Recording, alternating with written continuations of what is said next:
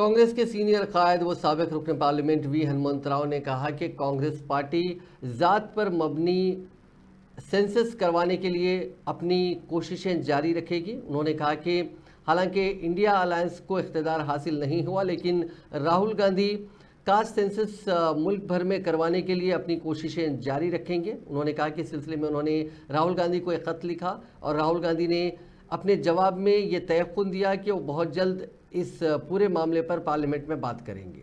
कन्याकुमारी से कश्मीर तक marathon walk चलने के बाद गरीबों के मसले, किसानों के मसले, अनएम्प्लॉयड प्रॉब्लम सब मालूम रख के उन्होंने एक ही चीज़ बोला, देश आज़ादी हो के 70 साल हो रहा, अभी भी BC SC लोग ग्राउंड लेवल में उनकी हालत क्या है देखने के वास्ते कैस्ट वाइज सेंसस बोला, जितना हिस्सेदारी उतनी भागीदारी बोला, और 50% सीलिंग भी हटाने की बात करें।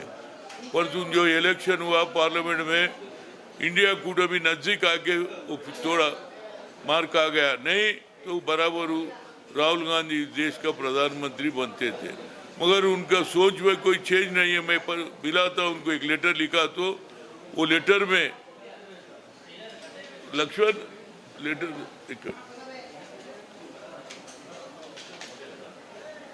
मैं जो लेटर लिखा उनका कमिटमेंट देखो। Mister V Hanumantharao, ex member of parliament, dear V Hanumantharao, I hope this letter is find you well. Thank you for your letter. I have taken note of your valuable suggestions. The Congress Party is committed to conducting the caste census and will continue to take forward the work done by the UPA government for the upliftment of the OBC. ऐसा बोलने वाला मैं आज तक नहीं देखा। जो इंदिरा गांधी का तरफ से जो वादे करते, सोनिया गांधी हो, राहुल गांधी हो, उसको वादे निभाएंगे। इससे फायदा क्या मिलेगा? As a OBC MP